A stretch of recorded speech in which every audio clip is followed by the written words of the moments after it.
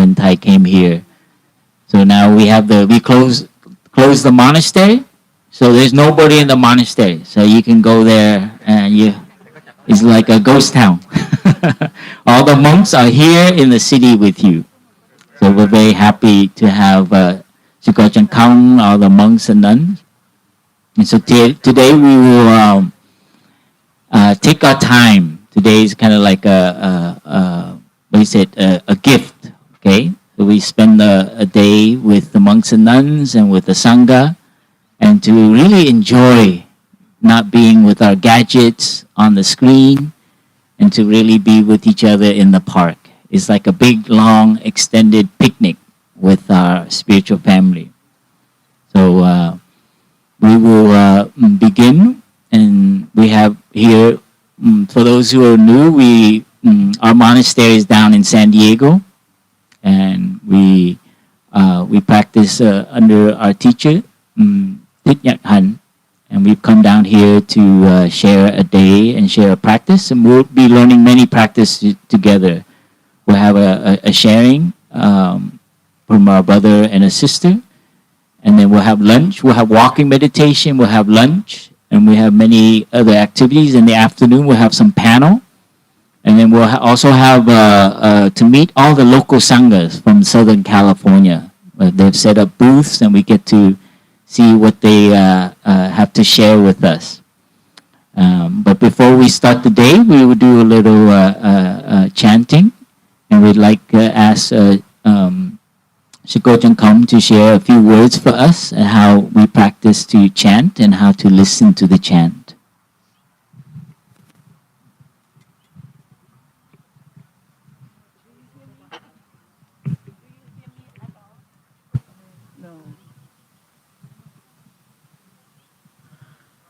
How many of you need that I speak English? And how many of you like to hear only Vietnamese? Người Việt nào mà không hiểu tiếng Anh gì hết, đưa tay lên coi. Only a few, huh? So I try my best to share with my broken English.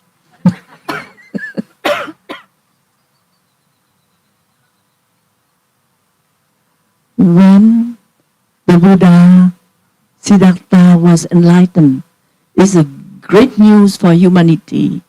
All of us will become Buddha. Even you will have a very heavy past, cruel. But when you decide to stop the cruelty, you try to touch the deepest understanding and great love in you, you become a Buddha. And to be a Buddha, even you are Christian, you can be also a Buddha. If you are Muslim, you also can be a Buddha. And that Buddhahood, we need to cultivate every day and to clean all the dirt of craving, cruelty, jealousy, and many bad. And among the quality we obtain as a Buddha is Quang Thế Âm Bồ Tát, Avalokiteshvara. And is a quality of great love and great understanding and great release of all the craving, the bad thing. And when you obtain that, you are a free person. Not only that, you have also the quality of Siddhigarbha, who work a lot of work, but work in joy, with loving kindness. And then you have Phổ Hiền. Quang Thế Âm is the first one. Great love, great understanding, forgiveness, and Phổ Hiền. It means you have all the quality of service in beauty, in happiness, and many, many other qualities. But today, we concentrate on Quang Thế Âm, Avalokiteshvara. And you could be a Quang Thế Âm, you could be a Quang Thế Âm, you could be a Quang Thế Âm. All of us can become Quang Thế Âm.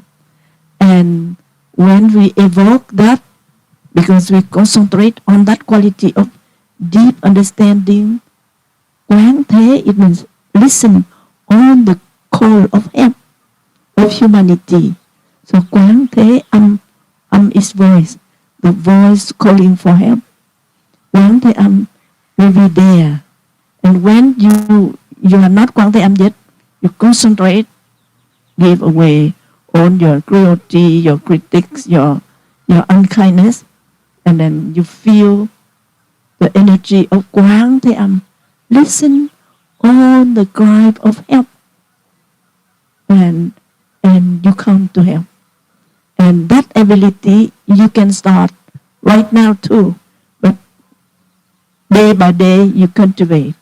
And so we evoke, and when we are in big group like that, the energy is big, and the first sentence 3 times we concentrate and we send the energy to us and to all those around us, those who are here, even they don't know you, but you also send your loving kindness, great energy of loving kindness, of supportive, of deep listening, of very deep, small suffering in your heart. Nobody knew. But because we have the concentration of Avalokiteshvara in us, we shed the light to you, and very deep suffering in your heart, nobody knew, but you knew. And that concentration will shine around you, and especially we are a crowd, we have a big number of those who practice the same thing. So the energy of great concentration, great love, great release of suffering will envelop we all, and we help each other. And then we feel the second round, we send the energy to those who are above. And then the third time, we send the energy to those who are underneath. You don't see that little creature underneath need your help. Sometimes you crush, you kill them without knowing. So the third one is to send your energy to those underneath, and those in the left, those in the right side, and your energy of deep understanding, great love is emanate everywhere. And then that is not an invention from us. During the time of the Buddha used to go walk from one place to other place peacefully, but during the walking of 1 kilometer, 1 mile or 2 miles, he is practicing mindfulness. Mindfulness is mean deep concentration in yourself and around you, and you walk in understanding love, out, understanding love, release suffering. So when he walked like that, and he arrived to a shade place where this tree, and he said that maybe we spend few months here. And the monk and others said, no, Buddha, we have seen that there is many creatures who are suffering, and they are killing each other underneath. They are killing each other in the sky. And the Buddha said, never mind. If your mind is concentrated, it's full of Avalokiteshvara, full of Quán Thế Âm Bồ Tát, the energy of Quán Thế Âm Bồ Tát in you will radiate everywhere and transform those who are in front of you, who are fighting each other in loving kindness, will neutralize their cruelty, their difficulty, neutralize. And those who are underneath you, you don't see it, but they are trying to do it silently without you have seen. And then on the left, on the right, above, below, and in a few weeks only, the atmosphere became very quiet, very loving, and there is no more fighting, because the energy of one person is very important. Don't despise that. Even you are young, 8-year-old, but your concentration is deep. You also send your compassion to those who are suffering around you, those who are underneath you, those who are upper part, and your loving kindness, your concentration on love understanding on Quang Thế Âm will radiate everywhere, and it will help. And then the situation of the place where many hundred monks and nuns stay became very light, very peaceful. And that is why we wish that today our concentration will concentrate our difficulty and dissolve them. And even your deepest difficulty, nobody knew, but you knew. You also concentrate and you send the loving energy to that. That is not imagination. It happened to me. One day I walked in the wrong way so I broke my femur. And in Czechoslovakia, I cannot express in English, nobody understand. I cannot express in French, nobody understand. In Vietnamese, nobody understand. And I don't know what to do. And they said that you are French. Sometimes they explained finally, they said that maybe I will send you back to France, to Paris. But with my broken hand, they already fixed a little bit. And I think that, and they will send to me, I know France have many hospitals, but you cannot be accepted like that. It should be sent by a physician or someone who are in the medicine area. And they said that maybe we hired airplane, $18,000 for you to pay. I don't know how I can have $18,000 to pay. And then after he explained, not very clear, but then I received a paper saying that discharge. It means that I will be released from the hospital. It means I will be in the empty space. I don't know what to do. And at that moment, I pray, Avalokiteshvara. I said, okay, I let you to decide. You, it means the energy of understanding in love of Avalokiteshvara in me and people around. And then half hour later, some brother in France, he said that cô Định Nghiêm asked everywhere, no hospital accept you. But this morning, suddenly, the Ryanair is a kind of air. Some wealthy European have their air who do a very short trip.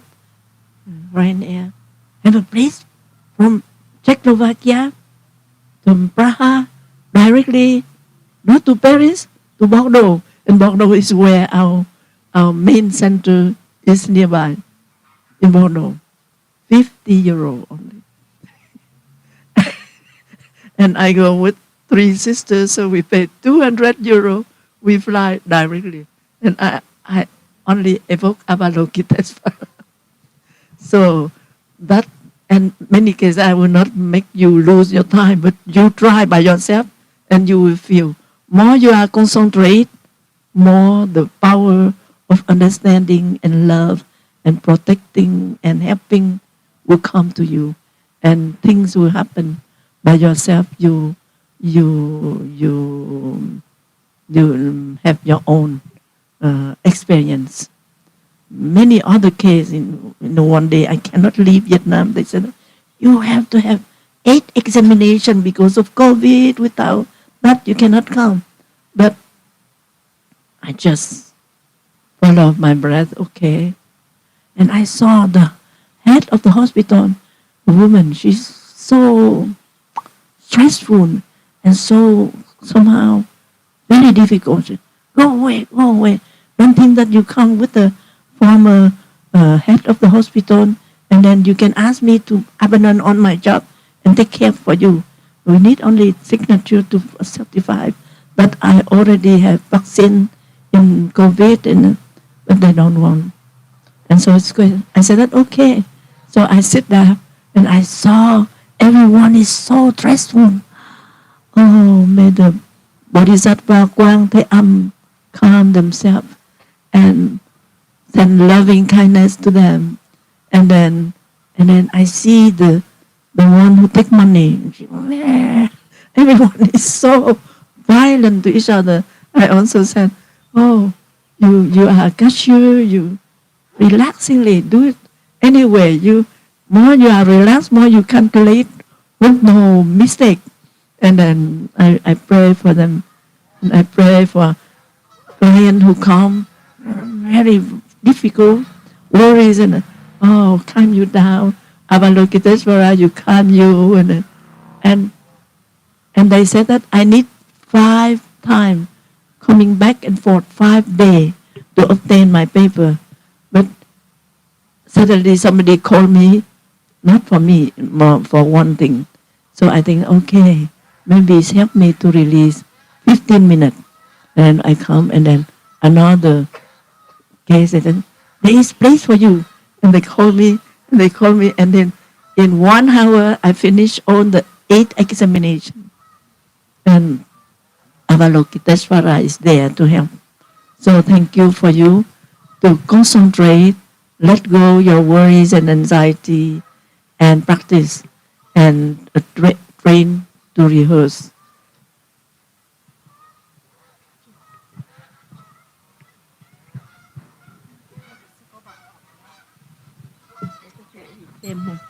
Có cắt nghĩa gì thêm không thầy? So please sit beautifully, and we will chant, and you can listen. And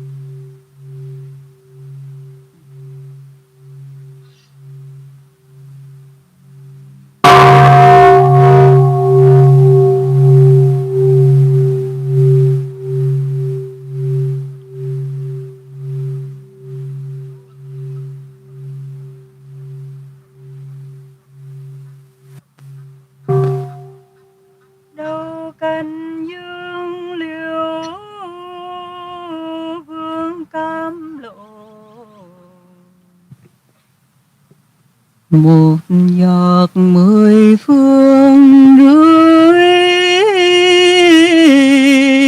cung đầy, bao nhiêu trăng lụy tiêu tan hết, đàn tràng thanh tịnh ở ngay đây.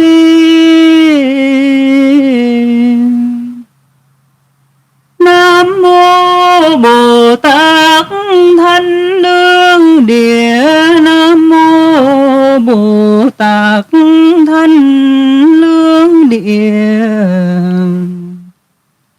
Nam mô Bồ Tát Thanh Lương Địa. Trí tuệ bừng lên đó, biển tài đứng yên trên sóng, sạch trần ai. Cam lộ chữa lành cơn khổ bệnh, hào quang quét sạch buồn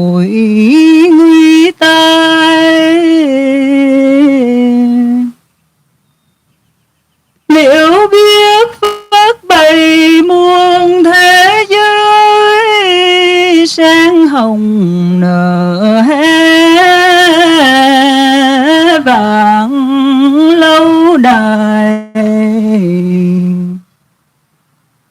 Cúi đầu ca ngợi dân hương thỉnh, xin nguyện từ bi ân hiện ngay.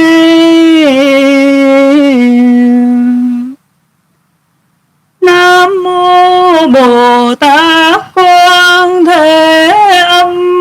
Nam mô Bồ Tát Quan Thế Âm. Nam mô Bồ Tát Quan Thế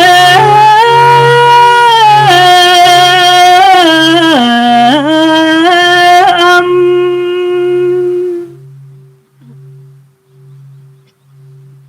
Nam mô Bồ Tát Quan Thế.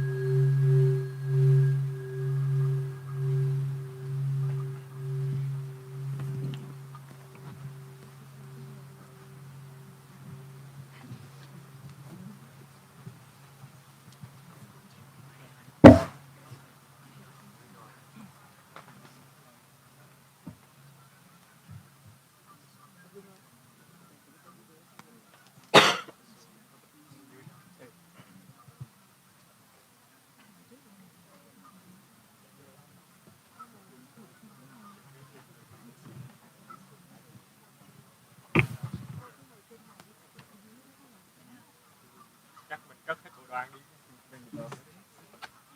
some of us can stay up. Some of us come up here.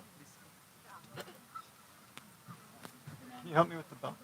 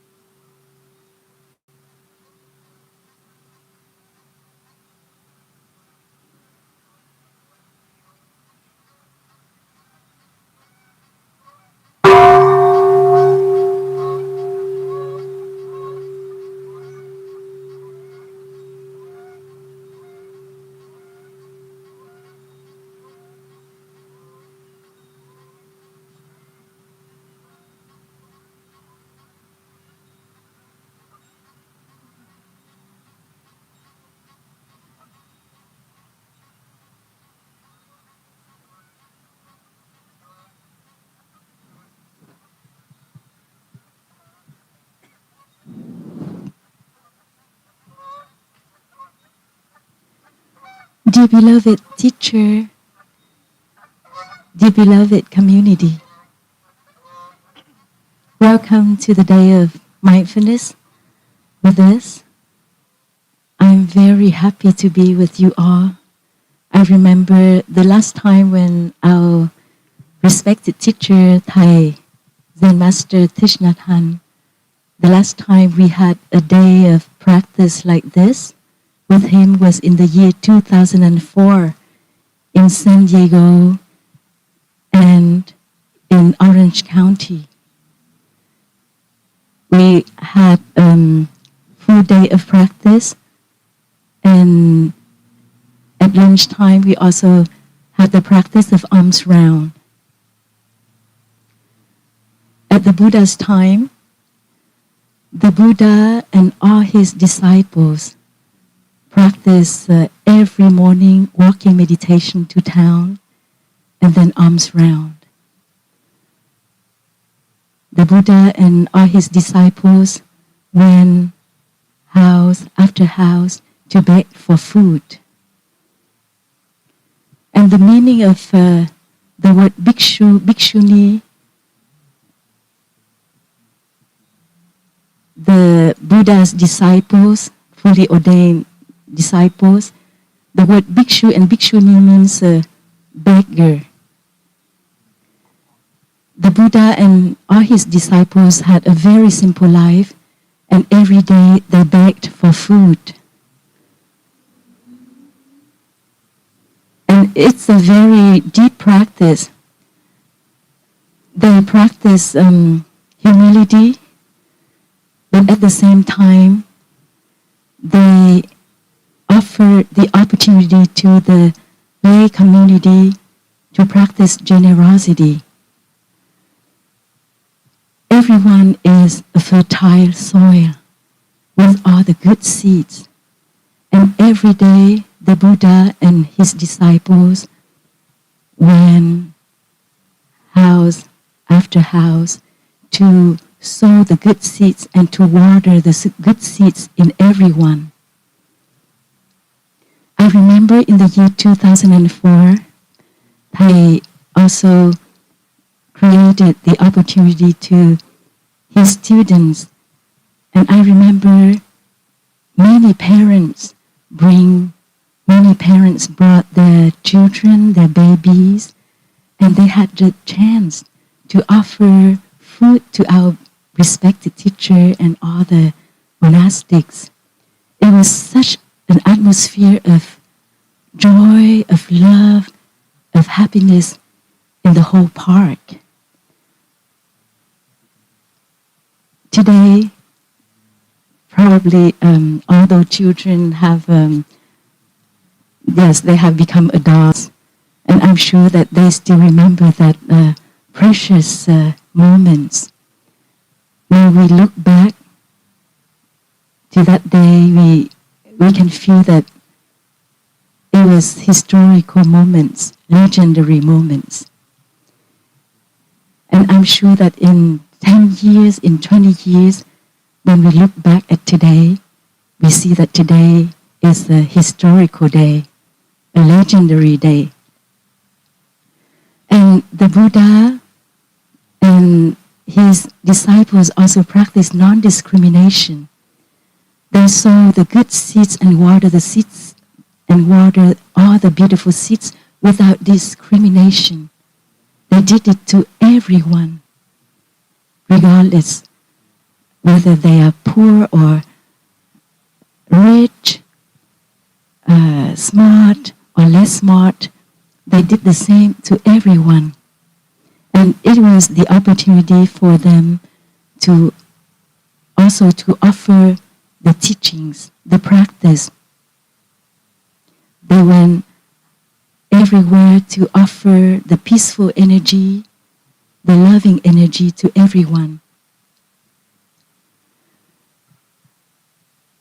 And in the sutra, in the old text, it's recorded that one day when the Buddha and his disciples heard the news that Anathapindika, a very dear student of the Buddha and dear friend of the monastics, Anathapindika was very sick, very weak, and he was probably dying. When the monastics heard that news, they went alms round, and when they arrived at Anathapindika's house, they visited him, and they took time, they spent some time to remind Anathapindika about the Buddha, the Dharma, the Sangha, the three jewels. He spent his whole life serving the Buddha and the Buddha's community for the benefits of so many people. And when Anathapindika saw the Buddha for the first time in his life and listened to his teachings for the first time, he was so he was so touched, and he knew that that teaching could help many other people.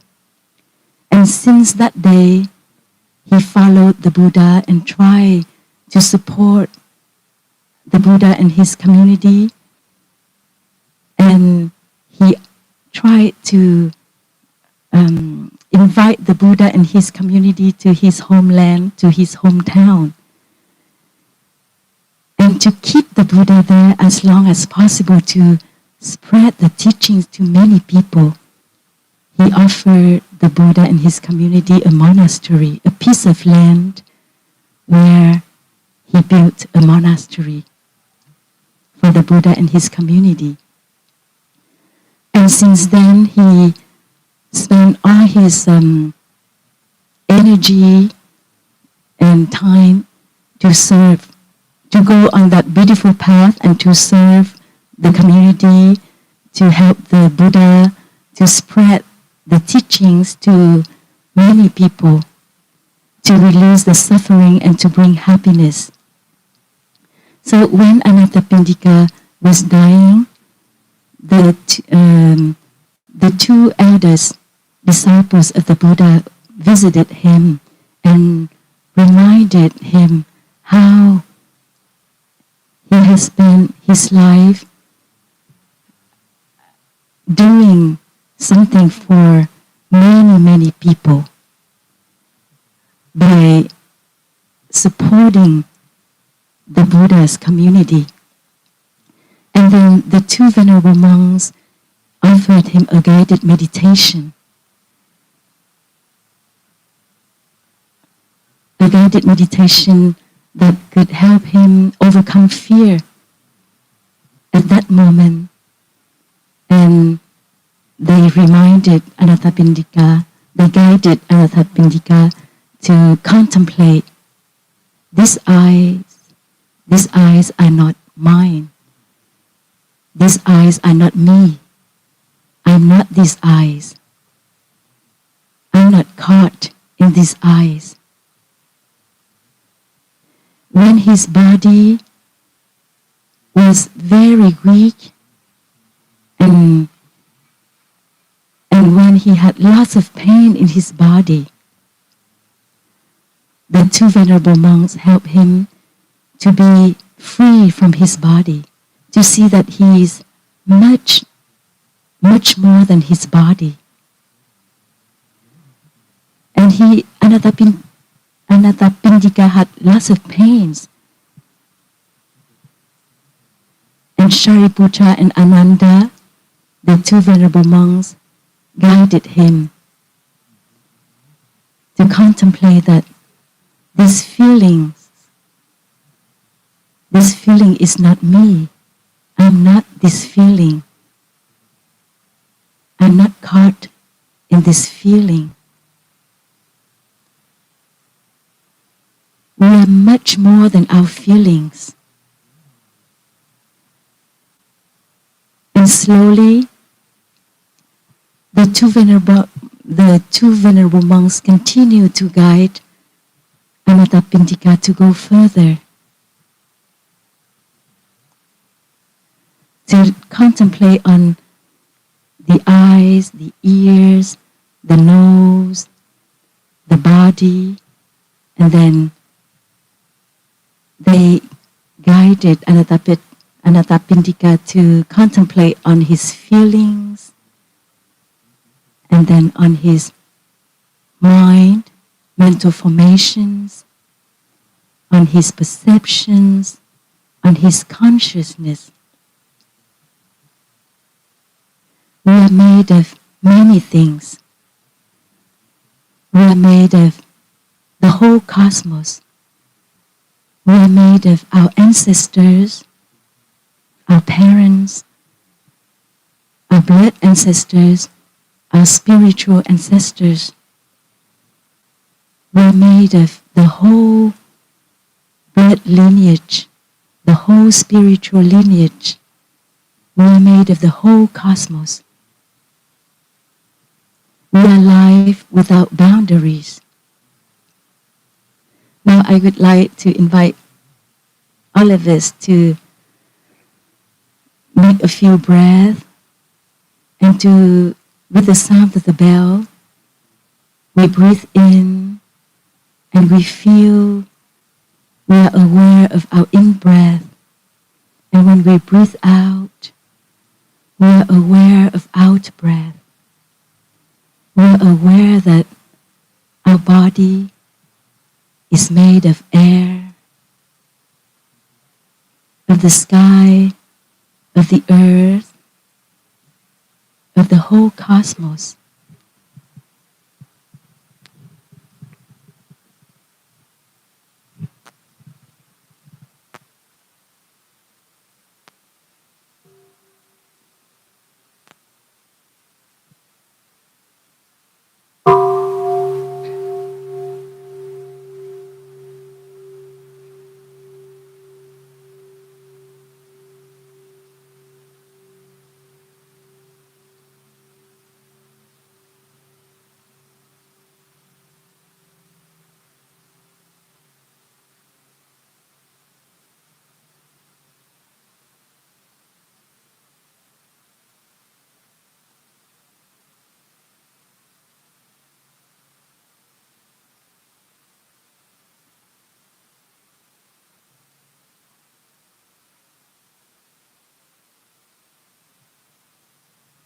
As I breathe in, I'm aware of the air coming in through my nose, coming in my lungs, my whole body. Breathing out, I'm aware that I'm made of air.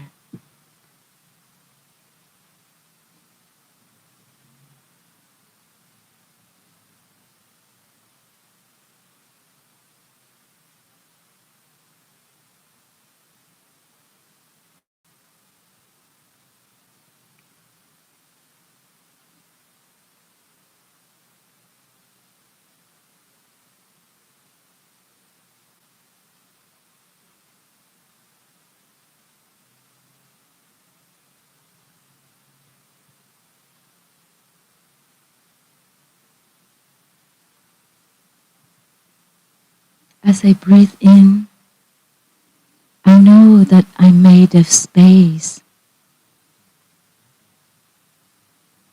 As I breathe out, I smile to space in me.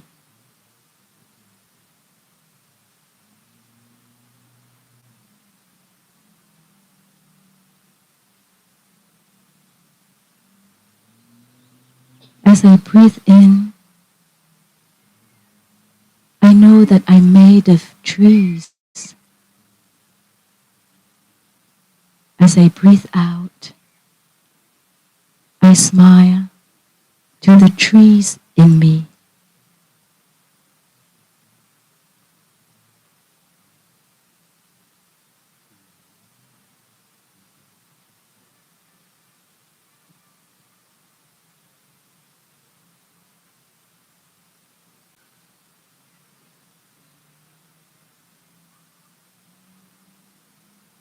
As I breathe in, I'm aware that I'm made of earth. As I breathe out, I smile to the element earth in me.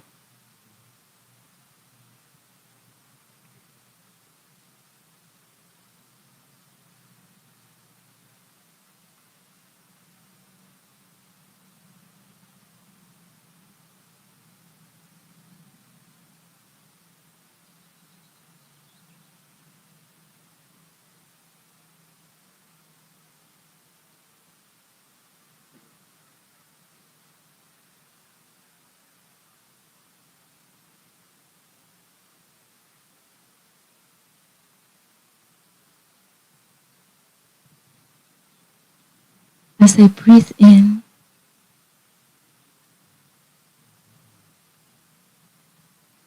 I I feel peace. As I breathe out, I smile.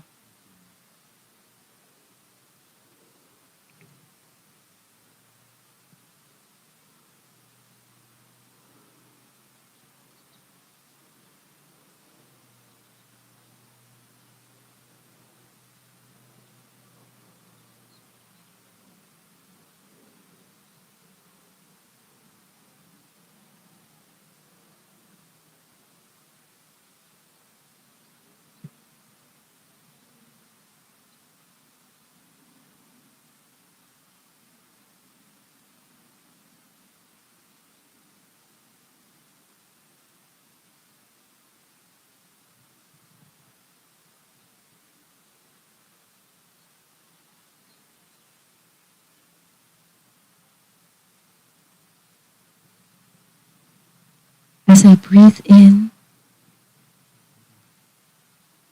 I see space, I see the trees, the earth, in my feeling of peace. As I breathe out,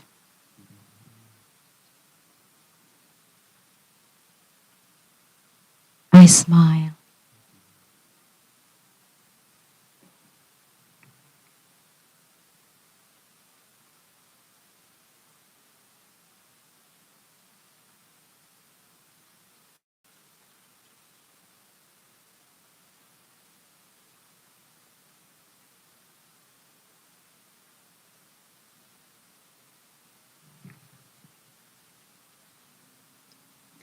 So, when Ananda and Shariputra, the two venerable monks, stayed with Anathapindika and offered the guided meditation,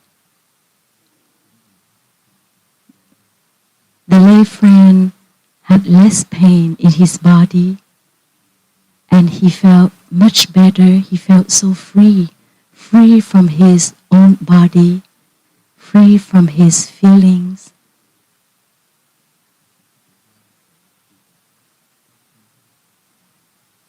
And after that, a few hours later, he passed away very peacefully, with joy and peace.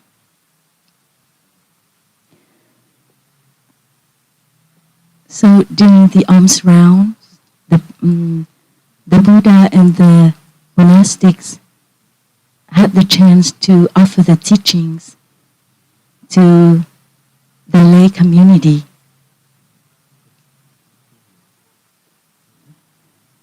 And nowadays, our lay friends come to the monastery and practice with us. We don't do alms round every day like the Buddha and his Sangha anymore. And so from time to time we organize this event to remember how it happened at the Buddha's time. And I remember they organized this practice in the 80s. In 1987, for the first time in the United States, in Watsonville in Gimson Monastery. And in 1997, in San Jose. And he offered this practice of alms round, if I remember well, only in the United States and in his homeland, Vietnam. In the year 2004, we had this practice in San Diego and Orange County, and then later, when our teacher went back to Vietnam, we also had practice in Vietnam. So we must feel very honored to have this day, this kind of practice in California, Northern and Southern California. And I feel very, very happy today because I know that it's a very special day. And I feel so grateful with each of you who come and practice with us. My brother Fabio will continue to share the depth of this practice, Dāna.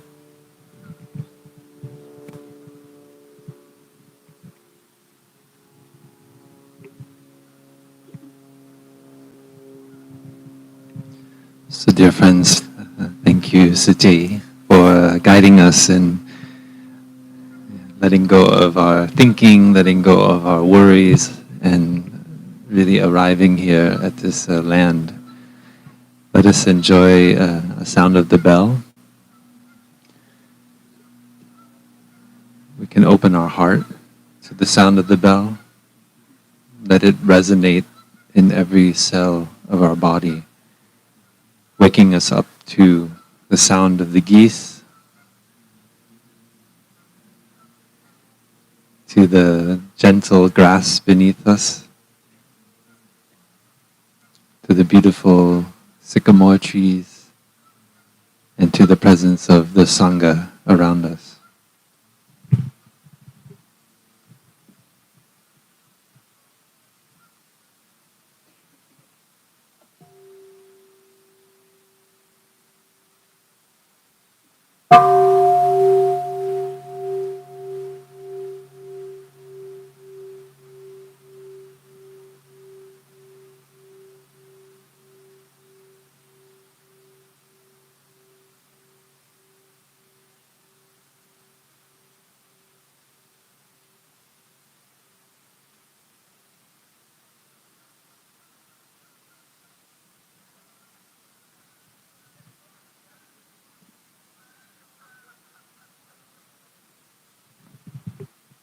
There's a lot of excitement behind us.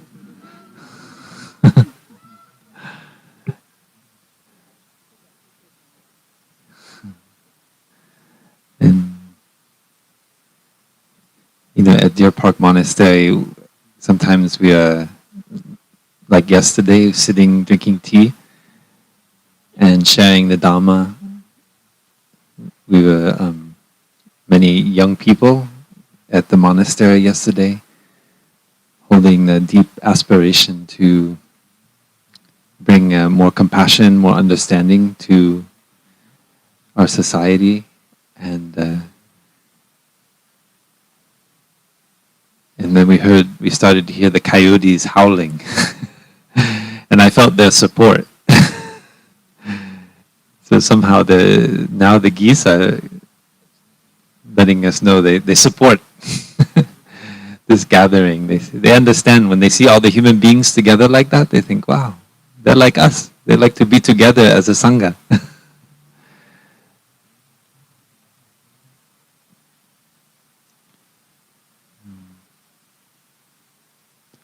Our teacher, as a young monk, came to this country, and he came as one bee. And he had the Sangha in his heart, but he had to find Sangha. He was invited by Princeton University, and then also studied at Columbia University, and during that time he practiced to heal himself. The suffering from building community in Vietnam and having that community for various reasons be dismantled, to try to build a unified church in Vietnam, and have so much seeds of jealousy and misunderstanding block that kind of unity, brought a lot of suffering into his heart, and he actually found a place in Princeton University, which was like a monastery at that time, for him to practice walking meditation. It had beautiful lawns like this. And so he could find the conditions to heal himself. And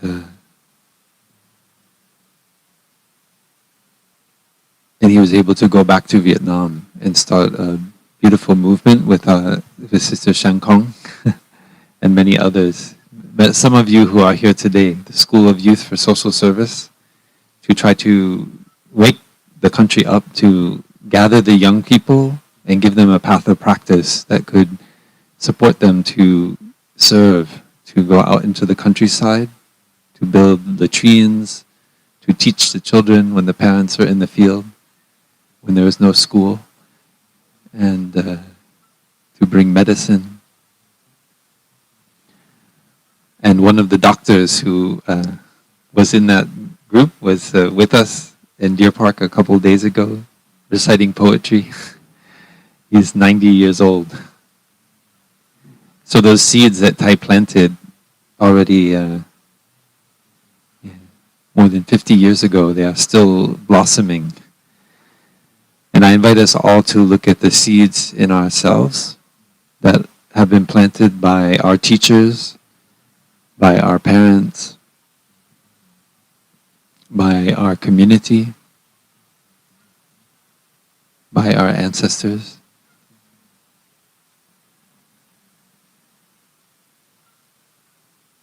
So when Thai came to the United States, he didn't come, it seemed like he's only one person, but actually he contains multitudes. He was very aware that he's representing the people of Vietnam. And I've reflected a lot on this, and I see that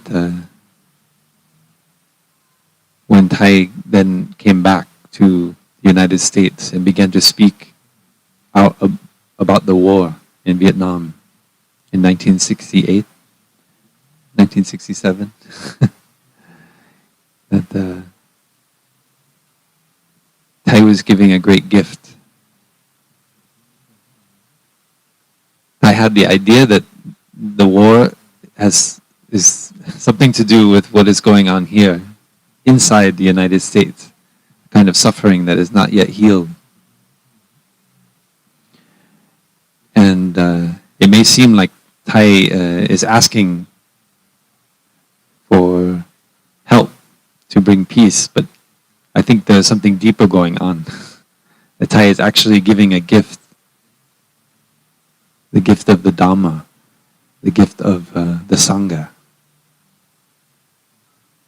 a vision into the Buddha, the mind of awakening. And when we sit here at Mile Square Park with the Sangha around us, we are realizing that gift. And so we may think, it is Thai who gave that gift. But one of the beautiful teachings that Thai offered us from the Buddha is that the giver and the gift, as well as the one who receives the gift, are all by nature empty. That is a phrase that we recite very often in the monastery. For example, when we offer incense, we join our palms and we sing, the one who bows and the one who is bowed to are both by nature empty. Therefore, the communication between them is inexpressibly perfect.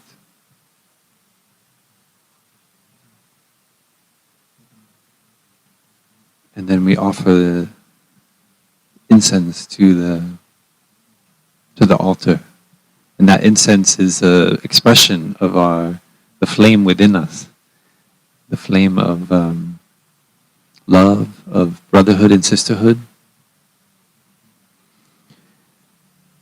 So I start to, as I look deeply into our teacher's life, I see that Thai brought that flame with him to this continent, to the Americas. And that flame is not given just by Thai alone. It is a flame of the ancestors, the ancestral teachers, generation after generation, transmitting these seeds of peace, of understanding. And if Thai thinks, it is me, I am the giver, then the gift cannot be complete. the communication is not then perfect. So Thai has to look deeply, and Thai looked deeply, and he saw he is only a kind of vehicle that is transmitting. The one who bows, the one who gives, and the one who receives are both by nature empty. And so he could look into the heart of the people in America and see that they also do not want this war. And he found his Sangha. And that Sangha was not necessarily Buddhist. He met it in many wonderful Christian practitioners, Thomas Merton, Daniel Berrigan, many others. So that seed of awakening is not caught in name and form. That is what we mean when we say the giver and the one who receives are both by nature empty. And he met as well Martin Luther King Jr. And he saw that a heart of awakening in the heart of Dr. Martin Luther King Jr. And so when Dr. King told Thai about building the beloved community, Thai saw that community was already in his heart. And that although we say in English beloved community, and in Vietnam we say Thang Tan or Sangha, but they are both, they are not two different things. The Sangha, the beloved community, are one. They are just two different ways. So the good news of Christ is also the Buddha nature. They are just different ways of looking at the same thing. So this teaching on Dāna, of giving, in Sanskrit we say Dāna, it means to give, is very profound, because we see that we may think when we receive something that before we receive that gift, we lacked something. And so we need the gift in order to be complete. And the giver might have the idea, oh, I am the one who gives the gift. I am the one who is the benefactor. I have this thing and now I can give it to them, and that I'm a good person because I give it. That is okay if we have that idea, but we have to understand that that's only a very superficial way of looking at the act of giving. If we want to go deeper, we need to practice to meditate on the giver, the gift, and the one who receives the gift. Many of us have heard of the story of the loaves and the fishes, the fish. Right? For those of us who have a Christian root, Jesus was teaching in the wilderness, and many people came. But unlike today, it seems like nobody brought any food. And so some of them became very concerned. They said, "Dear teacher, dear rabbi, what will we eat? All these people have come into the desert and there's no food." And it seemed like there were only a few loaves of bread and maybe 2 or 3 fish to eat. And yet somehow when they passed out the food, there were hundreds. There was enough for everyone. It's a kind of miracle. So if we look at that just with the superficial eyes, we think that, this is some kind of magic going on.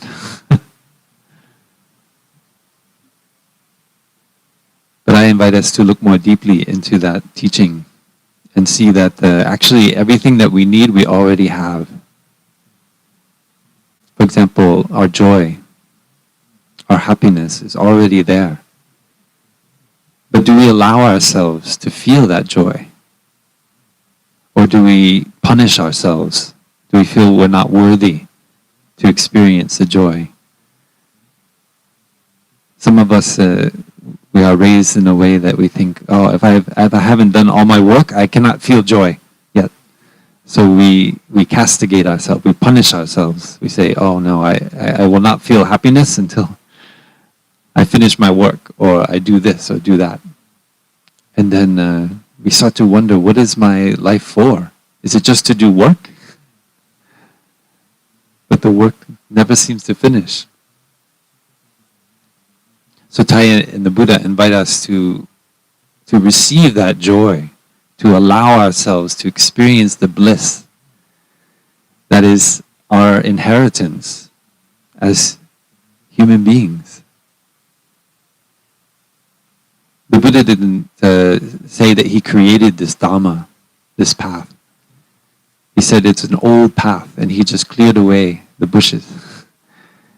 He found the old path that's already there. But because it got grown over by thorns and ignorance and misunderstanding, we could not see it anymore. So when Jesus was sitting there with his students and many people, he knew that actually there was already enough bread and enough fish for everyone. But because we think there's a lack, we hold our bread. We hide it, underneath in our bag. Everyone thinks there's not enough. So we have to look inside ourselves. What is that grasping energy that wants to hide what we have? We think that there's not enough for everyone, so we hide our little sandwich in the bag. But actually, we have more than enough food. There's more than enough bread, more than enough fish. If we open our heart, if we look with the eyes of the community, and Jesus, he was able to do that, just like the Buddha. To open people's heart, to let us let go of that grasping energy and think, oh, I need to save in order to put money in my 401k. Or I need to invest in this or that for my children's future. But instead we open it up and we see, actually, we have more than enough conditions to be happy. There's no need to grasp. And then it becomes just a transfer of energy. We start to let go of these ideas that this is me, mine, or myself. This money is me, mine, or myself. This bread, this fish is me, mine. I'm not going to share it with my sister. So that's the kind of opening that happens in our heart. And actually, we find out we have the access to so much joy, so much happiness. In fact, if we're not prepared for all the joy that fills our heart, we might feel overwhelmed. Sometimes I think of meditation practice as just preparing us to be able to receive all the joy, the rivers of joy and peace that come when we open our heart to the community, we open our heart to this wonder of living on planet Earth. In all the good conditions we have here, we have good friends, we have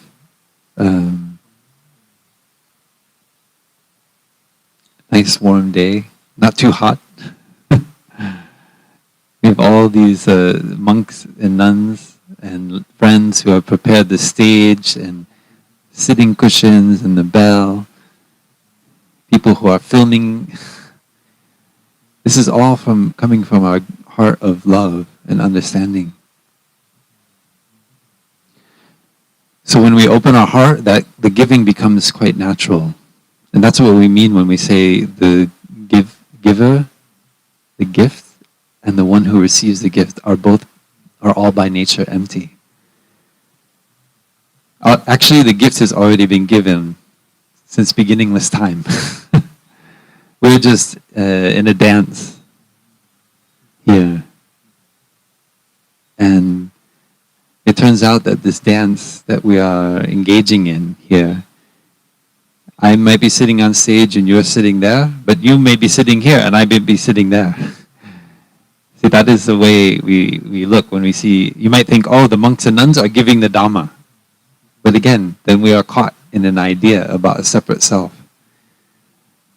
That's why the beautiful image of the Dharma wheel turning that cannot be stopped by human beings or coyotes or geese or anyone. The Dharma wheel keeps turning, and we are just facilitating that process. So we are stewards of the Dharma. We are stewards of the path. We are just helping each other to clear away the thorny bushes so we can find our way. And that is a true spirit of Dāna, of giving. Maybe we can listen to the sound of the bell, come back to our breathing, and enjoy the presence of... Yeah, we can meditate on this, the empty giver, the empty gift, and the empty receiver.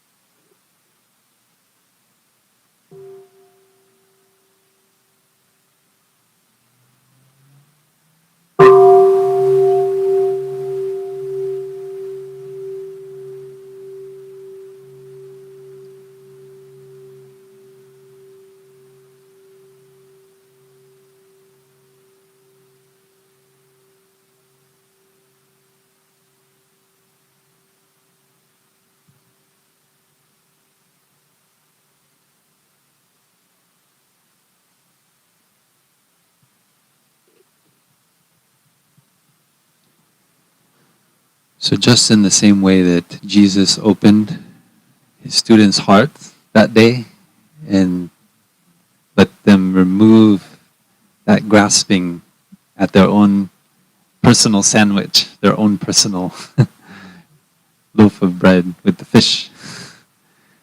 The Buddha and his students, as my elder sister shared, opened the hearts of people when they saw the monks and nuns walking on alms round through Varanasi. They felt peace and joy in their heart. Do you think someday that the monks and nuns will be able to go on alms round from door to door around Orange County? Who would like to see that? Can you raise your hand? Yes. Actually, that's a dream of mine. And many of my brothers and sisters as well, that one day, sometimes I wanted to do that at Deer Park, to say, can we go down into Escondido and go door to door? And because I think it will bring a lot of healing. It's a different kind of demonstration. We don't have to protest against this or that. We just walk.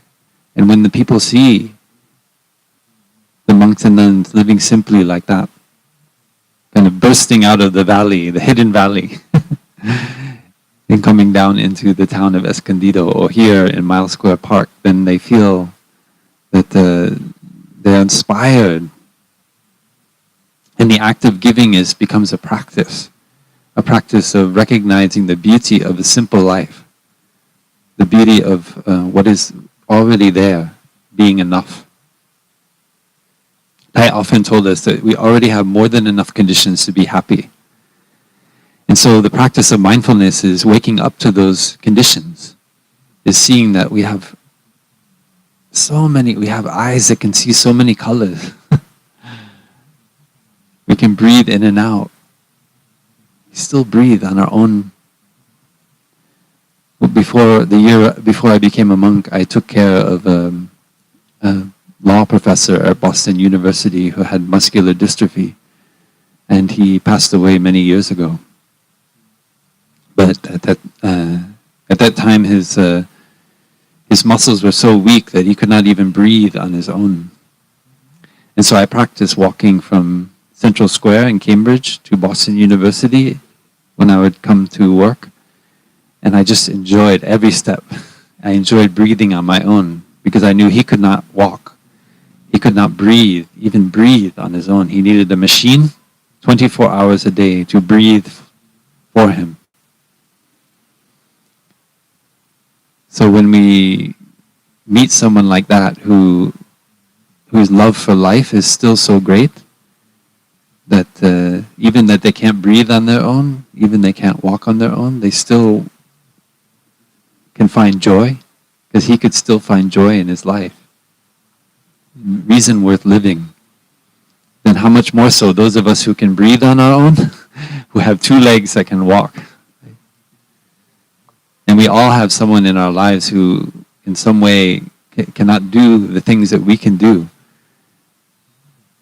And yet oftentimes I find those people can have the most joy, because they see the preciousness of what is still available to them.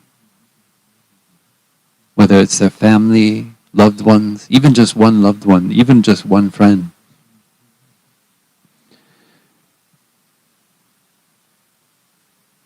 They can see again, the emptiness of the giver and the gift. So we can say the gift comes from God. We can say the Buddha gave the Dharma, but we look more deeply as meditation practitioners and see that actually the emptiness of God, the emptiness of Buddha, of the Dharma. And there's a beauty in that. That's where we access the entire cosmos. You see that in this body, there is the entire cosmos represented. Quite literally. We are made of stardust. The iron, the heavier elements in our body, even carbon, they are generated by supernovas of stars. So this body contains a wonder. Many millions, billions of wonders within every cell of our body. The mitochondria generating energy from our breathing. So please don't think, oh, I'm getting old. I have so much pain in my body. Of course, that is the nature of the body to grow old. It's the nature of the body to get sick. The nature of the body to die. But there's a wonder in that, a transmission. This body is just, we are just stewards of this body. We are stewards of this feeling. As my sister shared, this body is not me. These feelings are not me. But I learned to take care of these feelings with skillfulness. I often feel that mindfulness is like the teaching the Buddha offered on mindfulness is like the manual of life that I never received when I was born. Usually you buy something from a new computer and it comes with a manual, right? And maybe you don't read the manual. Most of us don't read the manual of life. We're just born, we come out, and we start and we start screaming, and then somebody puts food in our mouth, or puts our mouth up to our mother's breast, and we just feed and poop and pee and and we just experience this life. But fortunately, the Buddha looked deeply, more deeply than many of his contemporaries, and was able to pierce the veil of reality, to really see the nature, the empty nature of this body, these feelings, that we are just in a process that is always being born and always dying. And when we see things like that, it's very easy to give. It's very easy also to receive. Some of us have no trouble giving, but we have a lot of difficulty receiving, especially the love, kind words, words of praise. So I've practiced as a monk to receive words of praise. I could not easily do that before. I say, no, stop, stop talking, no, I can't even, I want to go away if somebody says something nice. But now I learn to join my palms and bow, because I don't see it as the giver of the compliment and the receiver as separate. I can see my brother or my sister practicing the art of mindful speech. So I can open my heart to receive it. So I support them in their practice. So receiving is also a kind of giving. we can give our presence to fully receive. And so as monks and nuns, when we receive the food offering of the alms round, we practice to be fully present, to be a good representative of the Dharma, of the Buddha. Because we know that we are also giving a gift by receiving. And that is also part of the emptiness of the giver, the gift and the receive. So I hope you enjoy this day of Dāna together, that we continue to give our presence to each other, we can smile to each other. We have beautiful Sangha fairs that have been set up. We have those of us who are in our 90s, those of us in our 70s, those of us in our 50s, those of us that are young in our teenagers, but actually we're all young at heart when we touch the Dhamma in our heart. We can be 95 years old and still be looking at the world with wonder, with like the eyes of a child, maybe even more easily. As our body becomes maybe weaker, our mind can become much stronger. And there's a kind of glow. When I look around at some of the aunties and uncles here who've been practicing the Dhamma, I feel very young. They've been practicing for many decades with Thai, our teacher, and I'm just a child. And I can see so much love in their eyes, so much caring in their heart to support. They actually know the Dhamma very well, but they're very compassionate. They let the young monks and nuns up here to speak the Dhamma. But they know that the one who receives and the one who gives are all by nature empty. And that is a joy in their heart. So thank you to the children. Thank you to the children in their 90s. Thank you for everyone to continue to open your heart as this day unfolds together, as we transform this beautiful space of Mile Square Park into the kingdom of God, the pure land of the Buddha, with each of our mindful steps and mindful breathing. So I think we'll practice mindful walking in a few moments. So I'll invite okay. But before that, we're very grateful that Suko Chân Không will offer us a song to finish the Dhamma talk this morning. Yeah.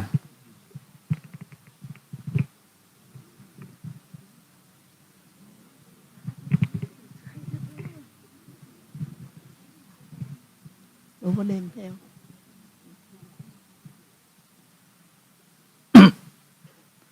I smile to the star that still shine in the sky, to the sun that slowly lights us out of the night, to the day that begins, to the enchanting bird. I smile to the world, and the world smiles to me. I smile to the shine that crosses my way. I remember also on those who are hungry, those who live in misery all over the planet, who have to face a war, who lost their mother. If sometimes my smile is moistened by tears, when I see the great pain that spread over the world, I shall still be smiling with tears in my eyes, smiling to life, smiling to death. And one day will come when it is bitterly cold, when even my first step will not leave any mark. The never-ending current of life's energy will carry me along, and I will not look back. The fear will no longer block my way. My heart finally opens very wide. Then I will become the smile of the earth, of the flower of the sun, of the rain and the wind. And one day, perhaps in a very small child, I will open my eyes to the many wonders of life, and a little more loving, and a little more smiling. I will continue this wonderful way. Je souris à l'étoile qui au ciel encore luit, au soleil qui lentement nous sort de la nuit, à ce jour qui commence, à l'oiseau qui m'enchante. Je souris au monde et le monde me sourit. Je souris à l'enfant qui vient sur mon chemin.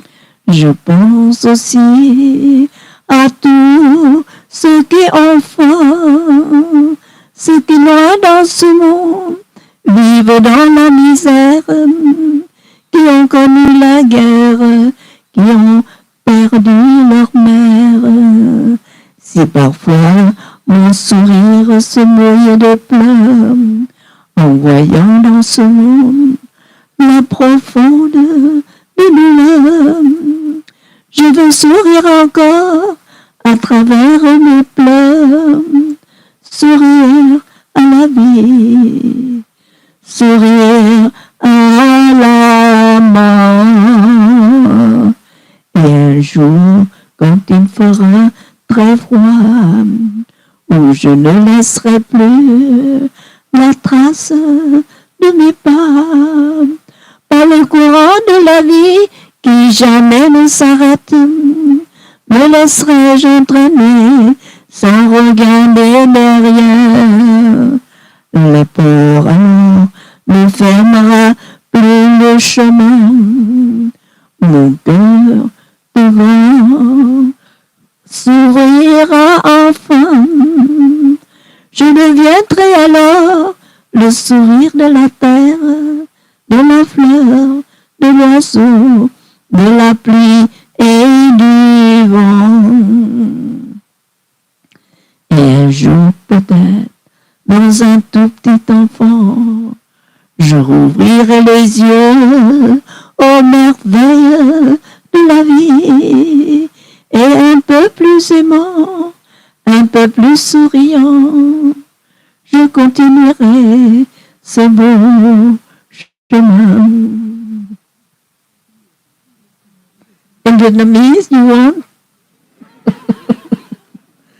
Cười cùng vì sao trên cao lấp lánh giữa đêm thâu, cười cùng vầng đông đang giang tay đưa ta ra khỏi đêm sâu, cười cùng ngày mới đang lên cùng tiếng chim lao xao, mỉm cười với thế gian cũng vui theo, cười cùng em thơ đang bơ vơ giữa chiến tranh, cười và cầm tay bao cô nhi đang lang thang chẳng ma bàn, cười cùng biết bao năm tháng tràn khắp cả thời gian.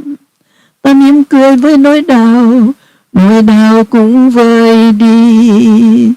Rồi thì nhiều khi nụ cười tôi đâm ướt cả mắt mi, khi toàn là đau thương oan trái đến với cả thế gian. Ta vẫn như tâm từ bi dù trước bất cứ gian nguy, mỉm cười mừng sự sống bao la, mỉm cười với cái chết của ta. Rồi thì ngày kia khi lạnh băng dâng khắp cả thế gian, dù rằng không ai tìm ra dấu vết của tôi vẫn giữ nụ cười tươi của mặt đất, nắng, mưa và hoa. Mỉm cười cùng sự sống bao la, mỉm cười với cái chết của ta. Rồi một hôm trên đôi môi cháu bé mới sinh, nụ cười tôi lại hiện ra thắp sáng sức sống bao la. Vẫn là nụ cười ấy nhưng tươi nhẹ hơn, và cũng ngọt ngào hơn. Ta vẫn thong dong bước đi trên cõi đời